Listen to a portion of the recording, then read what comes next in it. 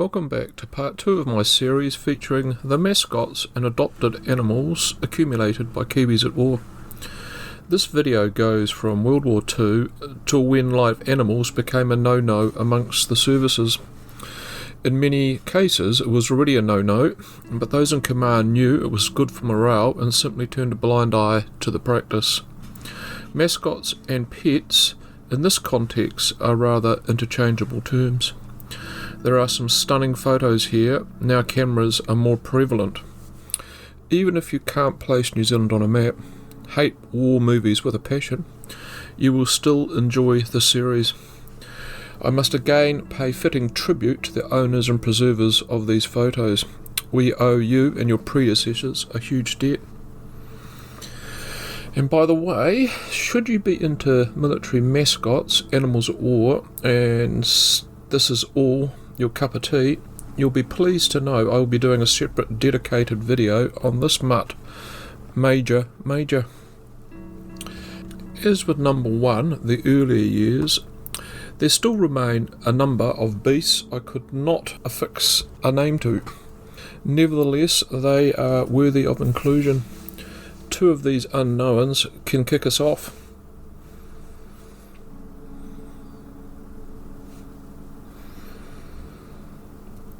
Before we now get to the ones there's more background information on. Mind you, I better get my A into G here. There's plenty to go through. Borax. What a great name, Borax. This terrier was the mascot at Trentham and even had his own uniform marked with his unit and service number.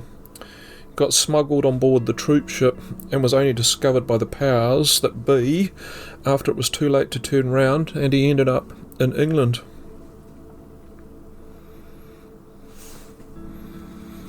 Sergeant Noodles of the C Company 21st Battalion, looking proud as punch as he marches down Queen Street with the lads.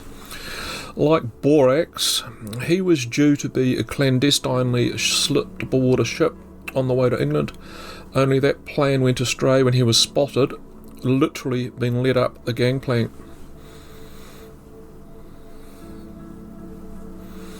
Paddy enjoys hungy food with a member of the Maori Battalion, Egypt, Christmas Day 1943.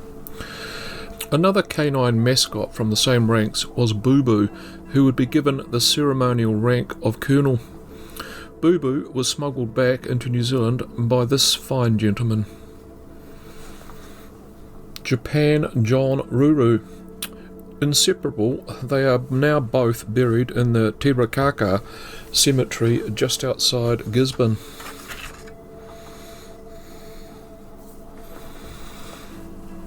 Duda also made it all the way back from the Middle East. She was found disorientated after an artillery barrage in El Duda, Libya, and then adopted. Hidden inside a duffel bag, she evaded detection, and Dunedin became her new home. Feast your eyes on Lulu, the black Egyptian hen, who went up the spine of Italy with the members of the field ambulance. And quick, I better check the call-eye meter on this one. I knew it, redlining.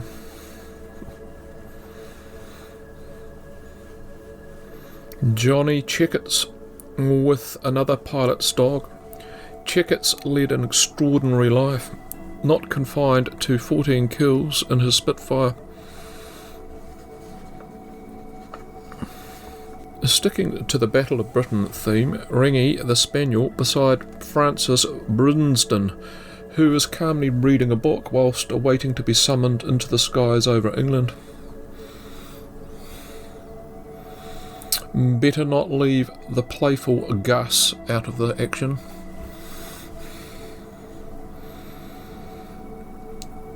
Des Scott in the cockpit of his Spitfire with his dog Kim. Another goodie for the collection.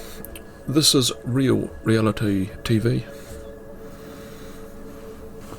Speaking of goodie, tabs. Turn your cap around so we can all now read the vessel you served on board. Oh, The HMNZS Achilles, as in the Battle of the River Plate. And you weren't the only Moggy on board.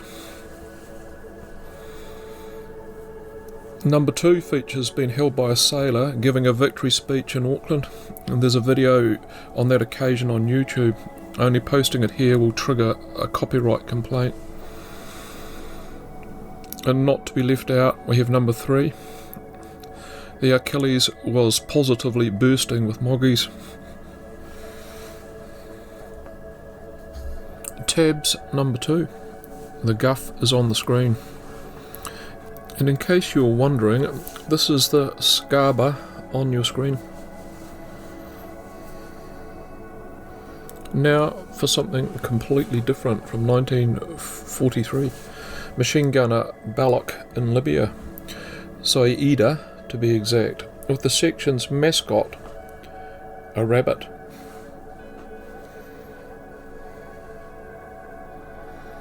And coolometer time again. Pooch. Yep, Pooch, hitching a ride with Norman Bonsall. And whilst I've got your attention here, a big shout out to my subscribers for your endorsements. Bossy was a cow, by the way. Kiwi troops in Bougainville made sure her grave marking sent a stern warning to other bovines: take cover whenever there was a zero overhead, or become a patty in something the Americans called McDonald's. Kiwi sailors on board an escort aircraft carrier, the HMS Empress. A finer body of men you will not see. That vessel served in the Pacific and Indian Oceans. Jenny the deer, fawn if you want to get technical, and it's Corporal Jenny if I'm being more accurate, Ordnance mascot to the 3rd New Zealand Division. Mithro can close out the Second World War, pictured in a dugout in Egypt with Captain Tomlinson in 1941. He went on into Greece as well as the official regimental mascot. WW2 was over, and 4,200 Kiwi troops were now stationed in Japan as part of an occupation force. Looking at the picture, one gets the impression that a member of the ranks has died and is receiving a military send-off here in Usuka. Such was the affection for Smokey pictured. She was the one being buried there, laid to rest with full military honours. We are now in Korea in the year 1952. The dog's name has been lost to time, but he or she was the mascot of the 162 battery. Came over the strait from Japan and apparently was impervious to gunfire. And take the piss out of Angus at your peril. You'll find yourself answering to the New Zealand SAS contingent. We are now on board the naval vessel the Hickleton, a minesweeper off the coast of Indonesia in 1965. Front and centre is the contender for the best named Navy mascot ever, Hickleberry Hound. Shrapnel was adopted from the jungles of Borneo by the mortar platoon. I'll take a punt and say 66. Still in Borneo, more evidence how cruelly mascots were treated by New Zealand troops. Not. The fearsome Butch with the signals platoon. He came back to New Zealand as well with the men and spent the rest of his days in Wellington. Travel forward to Vietnam in 1970 and to Bong Son, where we've got a member of the respective medical teams from the Army, Navy and Air Force with pups. Their mother was called Kiwi, by the way. With all this abject brutality, it's easy to see why mascots were outlawed. Muldoon, 1984. RNZAF in Singapore, just about to pilot his Iroquois. Lucky last. In 2008, Afghanistan, Major Sid Doos and gunner.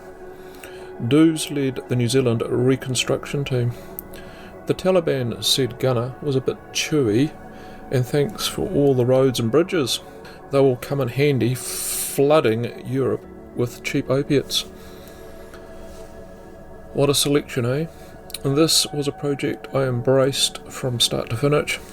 Let's not let history like this fade away, and share it with someone else who may appreciate it. Cheers, and I will spot you next time. Bye for now.